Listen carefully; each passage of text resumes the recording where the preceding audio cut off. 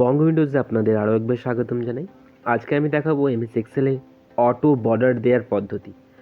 Generally আমরা যখন border দিয়ে থাকি তখন এইভাবে লেখার পর টেক্সট দেওয়ার পর আমরা সেটাকে সিলেক্ট করে বর্ডার সিলেক্ট করি, একটা একটা করে করতে থাকি বা সবগুলো লেখার পর করতে থাকি।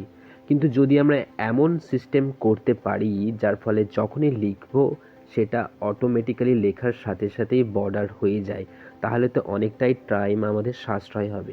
দেখুন এই ডেমোটাই দেখুন, আমি লিখে দেখাচ্ছি। যখনই আমি কোনো টেক্সট লিখব, লেখার সাথে সাথে সেটা এন্টার প্রেস করলেই দেখুন অটোমেটিক্যালি অটো বর্ডার চলে আসছে। দেখুন, তা এটা করতে চাইলে আপনি যে রেঞ্জটার মধ্যে করতে চান সেটা সিম্পলি সিলেক্ট করুন। করার পর কন্ডিশনাল ফরম্যাটিংয়ের সাহায্যে কত সহজে করতে পারবেন দেখুন। কন্ডিশনাল ফরম্যাটিংয়ে গিয়ে নিউ রুলসে ক্লিক করবেন, চাইলে শর্টকাট কি প্রেস করতে পারেন। এই অপশানটা use a formula to determine which cell to format, এখানে ক্লিক করবেন। করার পর এই অপশানে ক্লিক করবেন।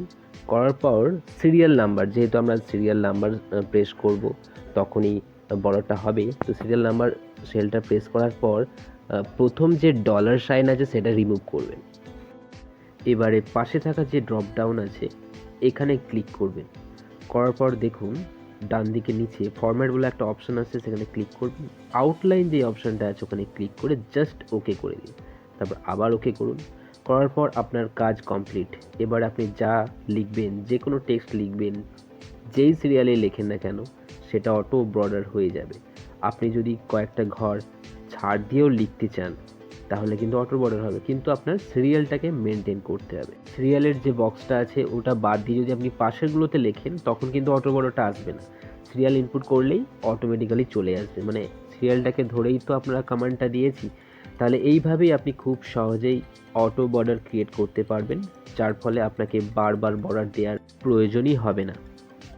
সো ভিডিওটি ভালো লাগলে অবশ্যই একটা লাইক করবেন, এবং এরকম যদি ইনফরমেটিভ ভিডিও পেতে চান অবশ্যই বঙ্গ নিউজকে একটা সাবস্ক্রাইব করে সঙ্গে থাকবেন। দেখা হচ্ছে আগামী ভিডিওতে।